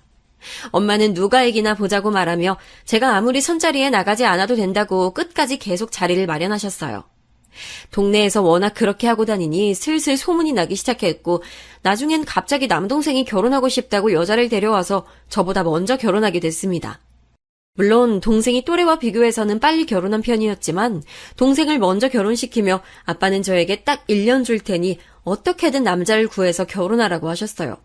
그렇지 않으면 당장 집을 나가라고, 알아서 살라고, 용돈도 끊고 아예 호적에서 파버린다고 강하게 말씀하셨습니다. 제가 제대로 된 직장도 없이 집에서 용돈 받으며 사는 게 몇 년이 지속되니 부모님도 질릴 만큼 질리셨던 거죠. 특히 아들들은 결혼해서 잘 살고 있고 오빠는 심지어 결혼하고 바로 아기를 낳아 손주까지 안겨줬으니 얼마나 좋으셨겠어요. 그렇게 창과 방패처럼 결혼 강요와 거절을 하며 시간이 지나고 있었는데 어느 날 아빠가 결혼할 생각이 없다면 취업이나 하라고 또 취업 자리를 가져오셨습니다. 당연하게 거절했는데 엄마가 예전과는 다른 태도로 무조건 저 회사에 가라고, 그게 아니면 당장 짐을 싸서 나가라고 하셨어요. 나도 이제 지쳐. 당장 나가. 더는 안 돼. 네 나이가 몇인데 도대체 언제까지 그러고 있을 거야. 아이, 오빠는 손주까지 데려왔는데. 알겠어. 알겠다고. 출근하면 되잖아. 아, 왜 자꾸 뭐라 그러는 거야? 네가 엄마면 너한테 뭐라 안 하겠어? 아이, 그러게. 알아서 잘 하란 말이야. 엄마의 잔소리와 눈치 때문에 어쩔 수 없이 또 출근하게 된 저는 첫 출근을 한 날 마치 영화에서 나오는 것처럼 첫눈에 반하게 됐습니다. 저는 아빠가 소개해준 건설회사에 취업했는데 제 자리는 격리 자리였어요. 제가 반한 그 남자는 직원들을 관리하는 그런 자리였는데 키도 크고 훤칠하고 잘생겼는데 다정하고 그때까지 수많은 선자리를 나갔지만 그런 사람은 본 적이 전혀 없었거든요.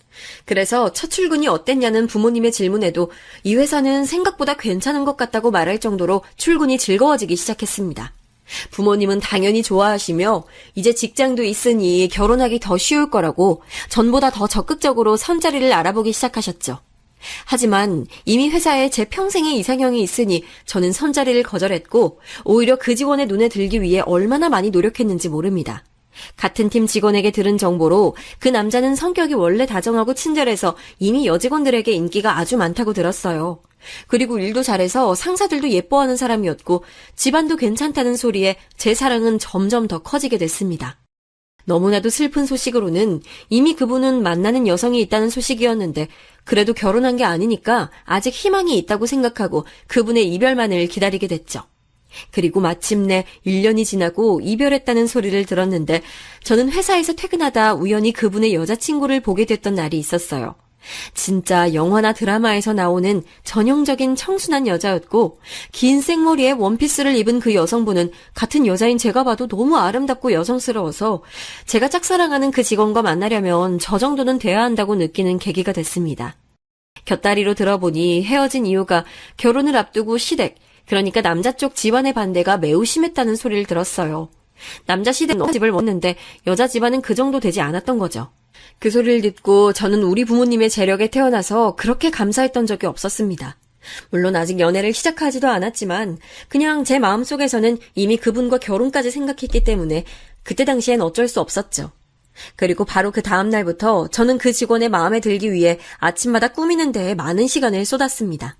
엄마는 제가 그러는 걸 보고 남자친구가 생겼냐고 대놓고 좋아하셨는데 아직 아니라고 곧 생길 거라고 하니 본인이 더 신나셔서 저를 데리고 백화점에 가서 옷을 많이 사주셨어요. 단발머리를 고집하던 저는 일부러 기르기 시작한 머리를 아침마다 빗으로 몇 번을 빗으며 찰랑거리게 유지했고 일부러 회사에서 그 직원에게 말을 걸었어요. 그분의 이름은 김성진이었고 성진 씨는 저보다 한 살 더 많은 사람이었습니다.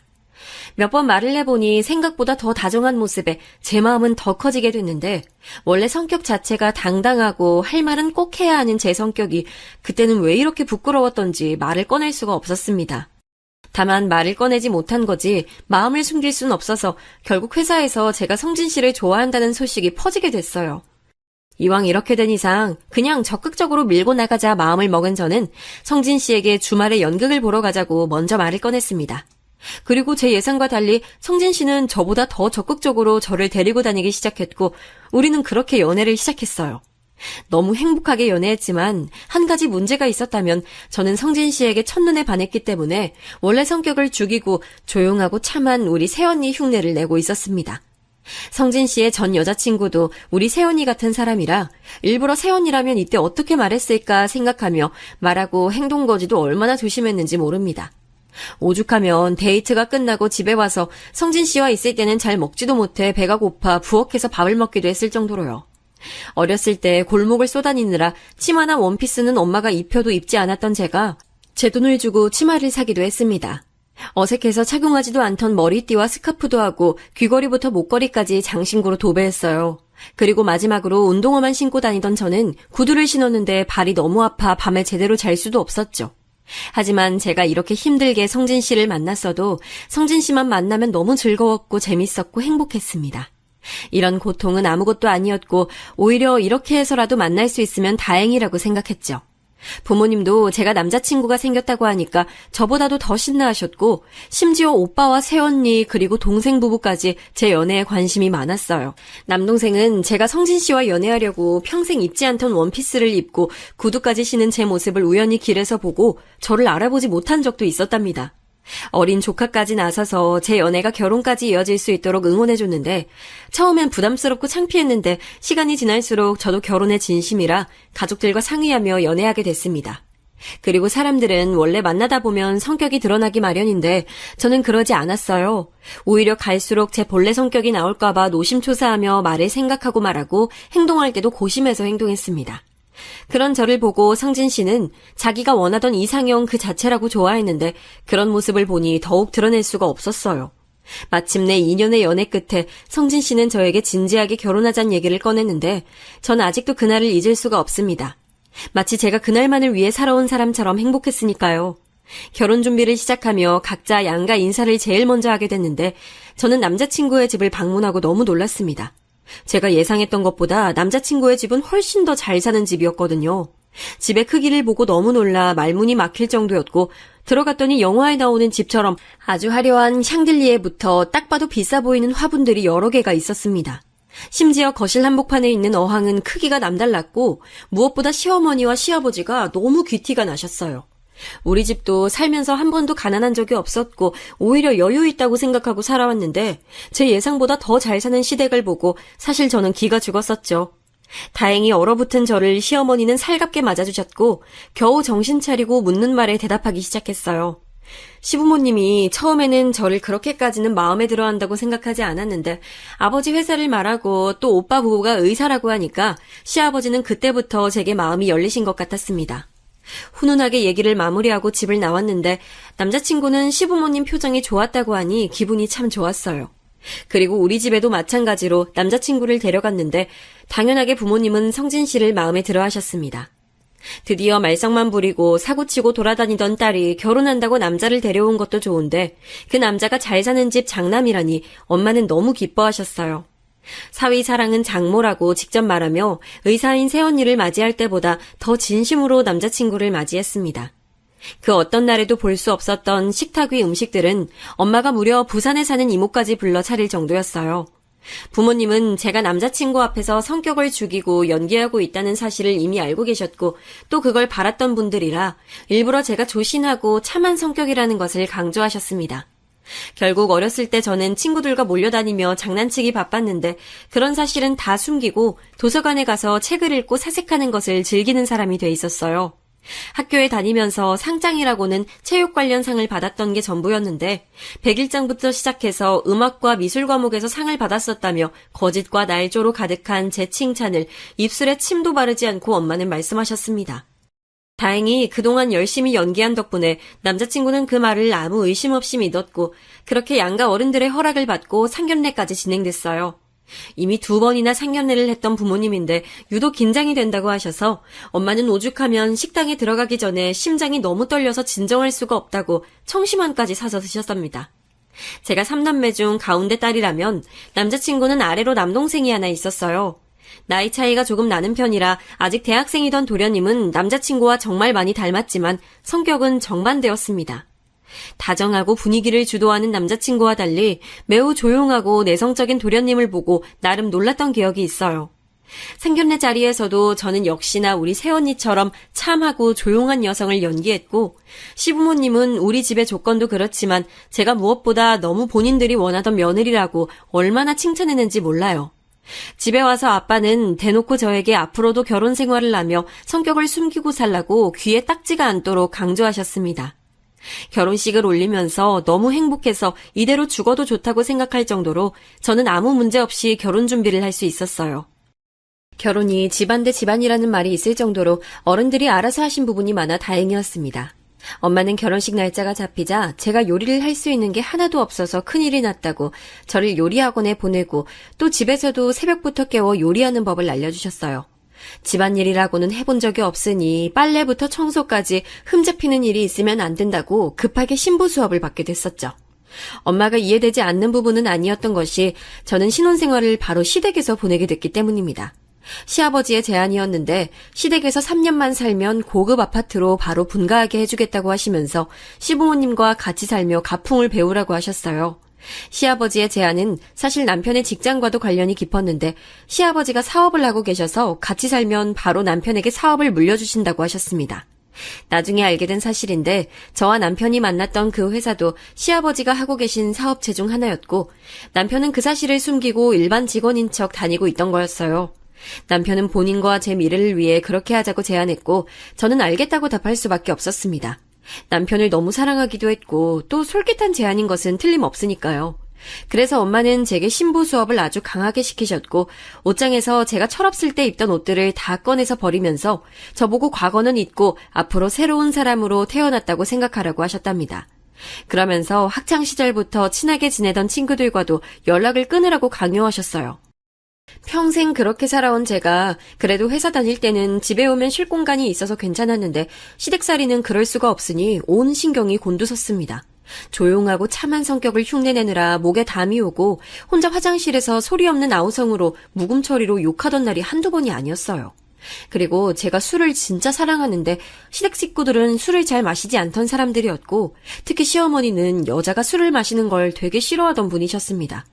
저는 학생 때부터 술을 마시고 다녔던 사람이고 늘 퇴근하면 낮에 저를 숨기고 있느라 힘들어서 소주를 마시기도 했고 친구들을 만나면 아예 방을 잡고 마실 정도로 좋아하거든요. 그런 제가 술은 입에도 못 대는 사람인 척을 해야 하니 얼마나 힘들었겠어요. 요리라고는 칼질도 결혼 전에 급하게 처음 해보고 달걀도 그때 처음 깨본 사람인데 시댁에서 현모양처처럼 온갖 찌개와 갈비찜 같은 한식에 능한 사람이 돼야 해서 엄마가 몰래 적어준 요리법 쪽지를 소매에 숨기고 훔쳐보며 요리했습니다. 제가 이러는 걸 보고 우리 친정 식구들은 믿을 수 없다고 웃으며 무슨 말만 하면 뒤로 넘어갔는데 가족들도 그렇지만 무엇보다 친구들이 제가 그렇게 사는 걸 듣고 시댁에 진실을 말해야 한다고 이거 사기죄 아니냐고 하기도 했습니다. 하지만 제가 그렇게 힘들게 산 건 맞지만 그렇다고 행복하지 않았던 건 전혀 아니에요. 오히려 남편을 너무 사랑해서 즐거웠고 시부모님도 배울 점이 많아서 그냥 제가 참자고 생각했을 뿐입니다. 시댁은 집안 행사가 무척 많았는데 특히 제사를 되게 크게 지내던 집안이었어요. 우리 친정은 명절 때도 그냥 친척들이 모여서 간단하게 음식 한두 가지만 해서 먹고 누워있다가 흩어지는 상당히 간소한 집이라 몰랐는데 시댁은 명절도 상다리가 부러질 정도로 요리하고 또 제사도 크게 지내더라고요. 시아버지가 무슨 족보상으로 유일한 직계 혈통이 어쩌고라고 했는데 사실 관심이 크게 가지 않아 제대로 듣지 않았습니다. 왜냐하면 시아버지가 무슨 조선 왕조의 유일한 후손이어도 상관이 없었고 저한텐 단지 제사가 다가오면 그 많은 음식을 시어머니와 둘이 해야 한다는 사실이 더 컸기 때문이죠. 제삿날에는 무조건 새벽 4시에 일어나서 미리 재료 손질을 해야 했어요. 우리 맏며느리 덕분에 그래도 내가 전처럼 밤을 새지 않아도 되니 참 좋다. 어머님, 그럼 이제까지 혼자 하셨어요? 너무 힘드셨겠어요. 말씀만 들어도 힘들어요. 말도 마. 남자들은 원래 부엌에 오면 안 되는 거 알지? 그래서 사람을 부르곤 했어. 그래도 지금은 우리 식구들끼리 조상님들 챙기니 얼마나 행복한지 몰라. 저도 어머님께 도움될 수 있어서 참 다행이라고 생각해요. 시어머니는 시집살이를 제게 혹독하게 시키는 편은 아니었는데 이런 식으로 맏며느리 역할을 많이 요구하셨어요. 제삿날이 다가오면 머리가 너무 아플 정도로 요리를 많이 했는데 사실 속으로 시어머니나 저나 여기 성씨도 아닌데 왜 이러고 있어야 하나 생각도 했습니다. 그래도 그렇게 제사상을 차리고 차례를 지내면 시아버지가 흡족해 하시니 어쩔 수 없었어요. 그렇게 1년이 지나고 갑자기 어느 날 도련님이 결혼할 여자가 있다고 어떤 여자를 데리고 왔습니다. 미팅을 나갔다가 만나서 결혼하게 됐다고 하는데 첫인상은 사실 그리 좋지 않았어요. 저는 이 집을 들어오려고 진짜 제 본 모습을 숨기면서 갖은 술수를 다 썼는데 동서는 그러지 않았습니다. 제가 형님이란 걸 이미 알고 있으면서도 은근한 반말을 쓰며 저를 하대하는 느낌이 들었거든요. 처음 인사 왔으면 그래도 자기도 잘 보이려고 노력을 하는 게 좋을 텐데 저한테 이거 해라 저거 해라 시키는 모습이 아주 별로였습니다. 사실 시부모님은 대놓고 동서를 반기지 않았고 또 결혼 반대를 심하게 하셨는데 어쩔 수 없이 결혼 허락을 하게 됐어요. 동서네 집안은 말을 들어보니 시부모님이 원하는 집안이 아니었는데 그걸 떠나 바로 동서가 임신했기 때문에 울며 겨자 먹기로 결혼 허락을 하게 됐습니다. 시어머니는 당장 가서 아이를 지우라고 했는데 도련님은 자기는 그러면 콱 죽어버릴 거라고 거실을 구르며 반항하기 시작했죠. 평생을 부모님과 형 말 잘 듣던 막내가 거실 바닥을 구르며 결혼이 아니면 차라리 죽어버리겠다고 하니 시부모님은 어쩔 수 없이 결혼 허락을 하게 되셨어요. 시어머니는 동서가 마음에 들지 않는다고 저를 붙잡고 눈물을 보인 적도 아주 많습니다. 착하고 참하고 조용한 우리 맏며느리와 달리 어디 쥐잡아먹은 입술을 하고 온 동서가 마음에 들지 않는다며 당신께서는 동서를 며느리로 인정할 수 없다고 하셨죠. 그렇게 우리 부부가 아이를 가지기도 전에 동서의 아이가 먼저 태어났는데 남자아이였습니다. 결혼식장에서도 표정을 굳히고 계셨던 시아버지는 서방님 부부의 아이 성별이 남아라는 것을 듣고는 처음으로 동서를 향해 웃어주셨어요. 아무래도 옛날 사람이라 남아 선호 사상이 존재했기 때문에 그런 것 같습니다. 그리고 동서가 출산하고 바로 저도 아이를 가지게 되었는데 그렇게 노력해도 생기지 않던 아이가 생긴 걸 보고 저는 동서가 우리 아이를 데리고 와줬다고 생각했어요. 그래서 시댁에서 인정받지 못하는 동서를 저라도 챙겨줘야지 싶은 마음도 들고 같은 며느리로서 서로 잘 지내면 좋으니까 먼저 다가갔습니다. 물론 제 본래 성격은 숨기고 시댁에서의 자아를 가지고 다가갔죠. 하지만 먼저 웃으면서 친절하게 다가가면 동서도 마음을 열겠지 생각했는데 그건 제 착각이었습니다. 성격을 죽이고 다가갔더니 우리 오빠 부부가 의사라는 걸 안 뒤로는 동서는 마치 그들을 자기 아들의 주치의처럼 여기더라고요. 형님, 우리 준철이가 지금 열이 조금 나는데 큰 병은 아니겠죠? 무서워요.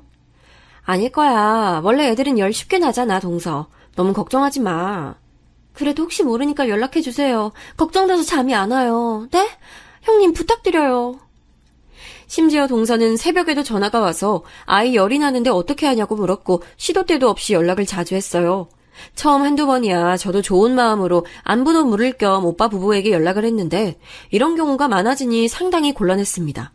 동서 부부는 시댁에서 살지 않고 나가 살았는데 전화가 울려 받으면 동서는 시시콜콜 묻지도 않은 얘기를 하고는 해서 너무 힘들었어요. 그래도 시아버지는 아들을 낳았으니 그래도 예전보다 동서를 조금 받아주긴 했는데 문제는 시어머니였습니다. 누가 그렇게 전화를 많이 하니? 요즘 계속 전화를 놓지 못하네? 아, 동서가 연락이 자주 오네요. 지금도 동서예요. 뭐? 바꿔봐. 얘, 넌 왜 자꾸 형님한테 전화해서 뭐라고 하니? 그럴 거면 차라리 집에 얼굴을 비추던가. 시어머니는 여전히 동서를 마음에 들어하지 않으셨는데 동서가 이런 식으로 제게 연락을 많이 한다는 소리를 듣고 시어머니는 동서에게 연락해서 한 소리 하셨어요. 형님, 그렇게 어머니한테 다 말씀하실 줄은 전혀 몰랐어요. 그럴 줄 알았으면 제가 시시콜콜 전화 안 했죠. 전 형님하고 친하게 지내려고 그랬던 건데 되게 서운하네요. 이후로 동서는 저에게 시어머니한테 이럴 줄 몰랐다고 그럴 줄 알았으면 절대 전화하지 않았을 거라고 쏘아붙여서 저도 모르게 사과를 하기도 했습니다.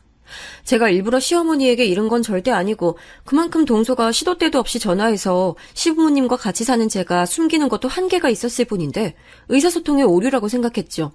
저 사건 이후로 그래서 저는 미안한 마음에 시어머니도 동서를 받아주면 저도 나쁠 게 없다고 판단해서 더 다가가게 됐답니다.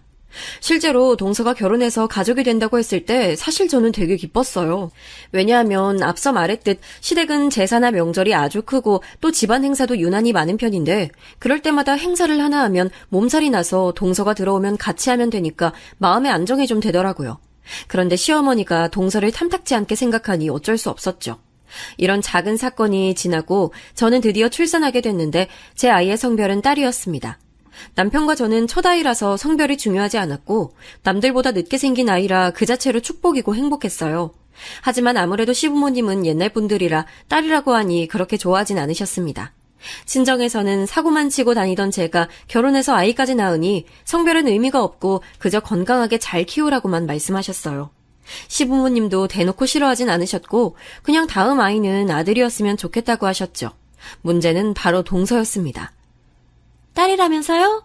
우리 아들은 아들이라 워낙 순하고 예민하지 않았는데 딸은 좀 경우가 다를 것 같아요. 혹시라도 키우다 막히시면 말씀하세요. 제가 육아 선배잖아요. 나도 조카 키워봐서 기본적인 건 다 알고 있어. 괜찮아, 동서. 그거 몇 년 전이잖아요. 요즘 육아는 달라요. 너무 부담 갖지 마세요. 모르면 새언니한테 물어볼게. 제안은 고마워. 우리 첫째가 딸이라는 소식을 듣고 기세등등해져서 저에게 충고 아닌 충고도 하고 아들 가진 부심을 마구 부리기 시작했거든요. 그리고 자기가 손아래 동서여도 육아에서는 선배라고 아는 게 훨씬 많으니 자기 말을 많이 들으라고 하더라고요. 저는 사실 저 말을 듣고 속으로 얼마나 웃었는지 모릅니다. 제가 친정 부모님과 같이 살면서 오빠네 부부가 일찍 결혼해서 아이를 낳았을 때 새언니도 의사라 바쁘니까 제가 조카를 돌봤거든요. 그때는 또 남편을 만나기 전이라 집에서 혼자 하는 게 딱히 없어서 전담으로 육아를 도와줬습니다. 그래서 새언니가 저한테 아직도 잘해주는 이유가 그거고 조카도 저를 유독 따르곤 하거든요. 그런 저에게 육아는 그러면 안 된다고 훈수를 두는 동서가 어이가 없었지만 시댁에서의 제 이미지가 있으니 꾹 참으며 최대한 착하고 참한 맏며느리 흉내를 냈습니다. 동선의 집안은 평범보다 약간 아래라 여유가 있는 집은 아니었는데 우리 친정은 돈이 많으니 각자 집에서 받는 지원도 아주 달랐어요. 산후조리는 친정에서 했는데 부모님은 제가 그래도 유일한 딸이라고 그 시대에 할 수 있는 모든 것을 해주셨습니다. 학생 때 그렇게 사고를 치고 다니다가 이제 결혼해서 비록 흉내지만 그래도 어떻게 부잣집 맏며느리로 살아가는 딸이 기특했는지 아빠는 우리 딸의 돌잔치를 아주 최고급 장소에서 해주셨어요. 그런데 이때 무슨 일이 있었는지 아세요? 글쎄 동서가 자기 친정 식구들을 다 데리고 우리 딸 돌잔치에 왔습니다. 저는 처음에 제가 잘못 본 줄 알았을 정도로 많은 식구를 데려왔는데 심지어 본인 부모님에 이어 자기 동생까지 데려왔더라고요. 형님, 우리 친정 식구들이 여기 음식 한 번도 못 먹어봤대서 데리고 왔어요. 괜찮죠? 괜찮아. 많이 드시라고 해줘요. 편하게 드시고 가세요. 많이 드세요? 그래도 좋은 날이고 또 축하해주러 온 자리니까 최대한 웃으며 맞아줬는데 동선의 친정 식구들은 우리 딸은 본 척도 하지 않고 자기들 배를 채우기 바빴습니다. 우리 친정 식구들 얼굴 보는 것도 창피할 정도로 동서는 염치 없이 자기 아들이 주인공인 것처럼 식장 한가운데서 사진을 찍기도 하고 돌아다녔죠. 추기는 당연히 하지 않았고 그런 모습을 보고 새언니는 저에게 동서 보통이 아니라고 귓속말로 속삭였어요. 그렇게 돌잔치 사건이 끝나고 저도 동서에게 더 참을 수 없다고 판단해서 이제 착한 맏며느리 행세는 집어치워야지 생각하고 있었는데 그럴 새가 없이 일이 터지게 됐습니다. 바로 그렇게 잘 나가던 시아버지의 회사가 부도가 나며 남편도 갈 자리가 없어지고 큰 타격을 입었거든요. 진짜 며칠 전까지만 해도 시아버지는 거래처를 만나러 다니고 아주 바쁜 생활을 하고 있었는데 사업이란 게 한번 망가지니 돌이킬 수 없는 지경으로 우르르 무너지는 모습을 보며 적잖은 충격을 받았습니다. 시부모님과 같이 사는 이유도 그 사업을 물려받기 위해 그런 거였고 또 실제로 시아버지의 재력으로 우리 부부도 그렇고 서방님 부부도 그렇고 또래에 비해 넉넉한 생활을 하고 있었던 게 맞아 시아버지 사업이 휘청거리는 것은 우리가 다 같이 무너지는 길이었어요. 시아버지는 그때 많이 충격을 받고 병원에 입원할 정도로 정신적인 충격이 컸는데 당연히 저도 하늘이 무너지는 기분이 들었습니다. 그때 한 가지 구세주가 있었으니 바로 우리 친정이었어요. 친정아버지는 우리 시댁 소식을 듣고 일단 급한 불이라도 끄라며 돈을 지원해 주셨습니다. 새언니와 오빠 부부도 둘 다 의사니까 금전적으로 여유로워서 저에게 생활비가 떨어지면 안 된다며 돈을 억지로 손에 안겨줬어요. 친정 덕분에 시아버지 사업은 실제로 완전히 나락을 가진 않았고 이 계기로 시부모님은 저를 전적으로 의지하게 되셨습니다. 아빠는 제가 정신 차리고 평범한 사람처럼 결혼 생활도 하고 시댁과 같이 살며 아이까지 키우는 모습을 보면 어렸을 때 모습이 전혀 보이지 않는다며 크게 좋아하셨는데 그래서 그렇게 지원해 주신 거예요. 다른 건 몰라도 우리 딸 고생하는 것은 절대 눈 뜨고 못 본다는 부모님 덕분에 가까스로 위기를 모면하게 되었죠. 시아버지는 예전처럼 크게 사업을 다 확장하진 못하셨고 그 과정에서 몇 개를 정리하고 회사는 단 하나만 남기게 됐는데 그러면서 구조조정도 하게 됐어요. 서방님도 시아버지 회사에서 일했는데 서방님이 일하던 계열사는 접게 되면서 낙동강 오리알 신세가 됐답니다. 그래도 아들이라 하나 남은 계열사에 넣으려고 했는데 진짜 딱 핵심 인력만 남겨둔 터라 시아버지는 은근 서방님이 다른 회사에 가길 원하셨어요. 남편이야 같이 살며 종일 일 얘기도 하고 핵심이라 내치지 못하니 일을 그리 잘하는 편도 아니고 자리 차지만 하는 서방님을 데리고 가기엔 위험 부담 요소가 컸던 거였어요. 그걸 알게 된 남편은 저에게 저를 만난 이후로 처음으로 부탁을 하기 시작했습니다. 여보, 내가 진짜 하나만 부탁할게. 우리 진영이 장인어른이 어떻게 자리를 마련해 줄 수 없을까? 너무 염치 없고 이런 부탁하는 거 쉽지 않은데 아직 아이도 어리고 젊으니까 기회를 한 번만 주라. 진짜 내가 당신에게 고맙고 미안해. 결국 그래서 저는 친정아빠에게 부탁해서 서방님 일자리를 구해줬어요. 남편과 상의해서 제가 구해줬다는 사실은 비밀로 하기로 하고 남편을 통해 얻어냈다고 결론을 냈습니다. 안 그래도 사업이 휘청거려 상심한 시댁 식구들한테 마음의 짐을 가지게 하고 싶지 않았기 때문에요.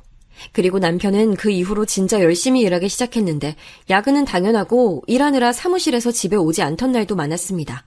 아이가 어려 힘들었는데 시어머니가 같이 있으니 도움을 받을 수 있었고 친정에서도 많이 도와주고 무엇보다 남편이 그렇게 고생하는 이유가 다 먹고 살려고 그런 거니 어쩔 수 없다고 생각했죠.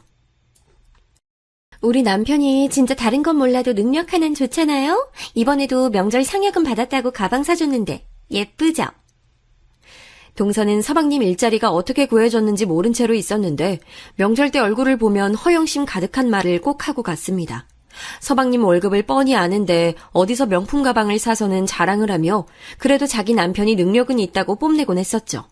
거기다 대고 뭐라 하기엔 그래서 보는 재미로 뭐라 하지 않고 보고 있었는데 동서는 선을 점점 넘기 시작했습니다. 제가 둘째를 임신했을 때 이상하게 첫째랑은 달리 입덧이 아주 심했어요. 입덧뿐만이 아니고 몸도 약해지고 나이가 더 들어서 그런가 적응하기가 쉽지 않았습니다. 태동도 유난히 많아서 시어머니는 이번 아이는 아들인 것 같다고 하셨을 정도로 힘들었습니다. 병원에서는 유산할 수도 있으니 집에서 안정을 취하라고 했어요. 그래서 제 생일 때 친정 부모님이 임신하느라 수고 많다고 고급 음식점을 예약해 주셨습니다. 제가 시댁 관련해서 스트레스를 많이 받아 살도 많이 빠져서 엄마가 걱정을 많이 하셨는데 기력 보충을 해주시겠다고 한식당을 잡아주셨어요. 미리 사전 예약을 해야 하니 인원 파악을 하고 있었는데 동서가 생전 제 생일을 챙기지 않다가 갑자기 자기도 제 생일 기념 자리에 오겠다는 거예요. 이제껏 저만 동서를 챙겼지 동서가 저를 챙긴 적은 없어서 의아했지만 일단 알겠다고 하고 동서와 서방님 부부도 초대하게 됐습니다. 그런데 전날 저는 너무 깜짝 놀라게 됐어요. 왜냐하면 제 생일이라 모인 자리니 시부모님도 친정 식구들도 다 선물을 하나씩 들고 왔는데 동서만 빈손으로 왔더라고요. 물론 좋은 마음으로 부른 거라 선물을 바라고 초대한 건 아니었는데 그래도 서방님과 동서만 빈손으로 오니까 기분이 좋진 않았습니다. 동서는 첫째 돌잔치 때도 그랬지만 이번에도 역시 자기 아들을 챙기느라 정신이 없었습니다. 친정엄마가 일부러 저 먹으라고 주문한 특별 요리도 자기 아들을 먹이겠다고 홀랑 가져가니 친정 부모님의 표정도 좋지 않았어요. 그래도 시댁에서 제 이미지가 있으니 쿡 참고 넘겼습니다. 여러분은 어떻게 생각하실지 모르겠지만 저는 이 정도면 많이 참았다고 생각해요. 성격을 누르고 사는 것도 힘든데 동서가 옆에서 저렇게 자꾸 저를 콕콕 건드니까 제 안에 있던 무언가가 깨어나는 느낌이 들었습니다. 그러다 제 사연에 절정인 사건이 일어나게 됐는데 그때까지 이런 식으로 동서는 얄밉게 툭 건들고 있었어요.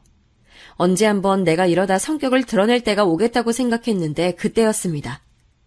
둘째가 태어나고 열심히 육아하느라 바쁜 저에게 연락이 와서 받았더니 자기 동생 결혼식이라고 저를 초대한다고 하더라고요. 동서의 여동생은 당연히 저도 기억하는 게 우리 첫째 돌잔치 때 와서 돈도 내지 않고 많은 밥을 먹고 갔으니 당연히 잊을 수가 없었어요. 결혼식에 초대했으니 가긴 갈 건데 제 마음이 편하진 않았습니다.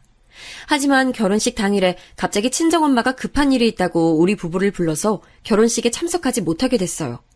동서에게 연락해서 미안하다고 하고 10만 원을 계좌로 보내줬습니다. 그동안 저와 관련된 행사에 와서 돈을 내지 않고 밥만 먹고 갔던 동서가 얄미워서 돈을 내고 싶지 않았지만 그래도 가족이니까 좋은 게 좋다고 생각하며 10만 원을 보냈어요. 그리고 친정에 가서 일을 처리하고 시댁으로 다시 돌아왔는데 동서가 와 있었습니다. 시부모님도 동서 여동생 결혼식에 가셔서 끝나고 다 시댁으로 왔더라고요. 동서에게 결혼식 무사히 마쳤냐고 묻고 부엌에 가서 대충 정리하고 안방으로 가려는데 동서가 부엌으로 들어왔습니다. 동서, 동생 결혼식 진심으로 축하해. 못 가서 미안해. 형님, 근데 혹시 요즘 힘드세요? 응? 그게 무슨 말이야? 아니, 거지 새끼도 아니고 10만 원이 뭐예요? 저 깜짝 놀랐어요. 그렇게 형편이 어렵나. 저는 제 귀에 들려오는 동서의 목소리가 순간 거짓인 줄 알았습니다. 아무리 그래도 제가 그동안 천사처럼 참한 맏며느리 역할을 했다고 해도 저런 식으로 윗사람한테 말할 줄은 전혀 몰랐거든요. 순간 그동안 참고 참았던 게 속에서 터져서 저도 모르게 동서에게 말이 나오기 시작했습니다. 야, 너 지금 뭐라 했냐? 다시 말해봐. 아이, 성격 죽이고 살랬더니 도와주질 않네. 네? 뭐라고요? 아우, 야! 이게 진짜 보자 하니까 사람을 이렇게 대하네? 솔직히 여러분, 저는 그동안 참을 만큼 많이 참았다고 생각해요. 그래서 그곳이 시댁 부엌이라는 생각도 들지 않은 채 동서에게 학창시절의 저로 돌아와 마음껏 퍼부어줬습니다. 동서는 당황해서 어쩔 줄 모르고 거실에서 시부모님과 남편이 달려와 저를 말렸다는데 사실 전혀 기억이 나지 않아요. 단지 하고 싶은 말을 다 내뱉었고 그중엔 서방님 일자리를 운운하며 네 남편 낙하산 우리 아빠가 만들어준 자리라고 고래고래 소리를 들렀던 것은 확실히 기억나네요. 그렇게 난리치며 거기가 또 장소가 부엌이잖아요. 손에 잡히는 걸 던졌는데 그게 귤이었는지 나중에 보니까 귤도 터져 있었어요. 진정하고 보니까 저는 우리 방에서 자고 일어나 있었고 시댁은 발칵 뒤집혔습니다. 그래도 뭐 어쩔 거예요? 우리 친정 덕분에 시댁도 기세회생으로 살아났으니 시댁에선 아무 말도 하지 못했어요. 동서도 제가 서방님 취업도 주선하고 우리 집이 돈이 많아 시댁 뒷사정을 다 봐줬다는 사실을 알고 난 뒤로는 저와 눈도 제대로 마주치지 못하는 사이가 됐습니다. 그리고 저는 저 사건 이후로 마음껏 제 성격을 드러내고 원래 고유의 성격대로 살고 있어요. 그렇다고 시부모님께 이유 없이 대들거나 그러진 않고 할 말은 다 하고 이제 더는 참한 맏며느리가 아니랍니다. 그동안 마음에도 없는 착한 척을 하느라 얼마나 힘들었는지 모르겠어요. 사실 저는 시부모님과 시댁 식구들도 그렇지만 남편에 대한 걱정을 제일 많이 했었는데 에라 모르겠다 싶어 제 본래 성격이 이거고 그동안 당신은 깜빡 속은 거라고 당당하게 말했더니 무슨 심정인지 괜찮다고 하더라고요. 아마 제가 숨긴다고 숨겨지는 성격이 아니었을까요? 친정에서도 이 사건을 듣고 아버지는 저에게 기껏 결혼시켰더니 사고를 또 치고 말았다며 한숨을 쉬셨는데 그래도 결과는 좋게 나왔고 드디어 제가 고통받지 않고 잘 살 수 있다는 것을 알게 되니 다행이라고 하셨어요. 이 소식을 들은 새언니도 깔깔 웃으며 그동안 고생 많았다고 해주셨답니다. 서방님과 동서는 이제 딱 명절과 제사 때만 보는데 눈을 하도 깔고 다니느라 불쌍할 정도예요.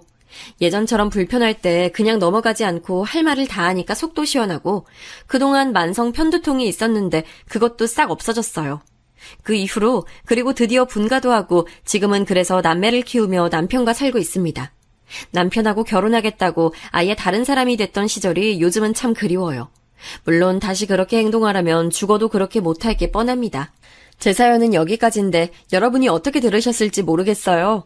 저는 개인적으로 사연을 제보하며 쭉 인생을 되돌아볼 수 있어서 아주 좋았습니다. 모쪼록 재밌게 들으셨으면 아주 다행이고요. 한 번이라도 웃으셨으면 그걸로 다 좋습니다. 들어주셔서 진심으로 감사하고 여러분도 속 편한 인생 사시길 바랄게요. 감사합니다.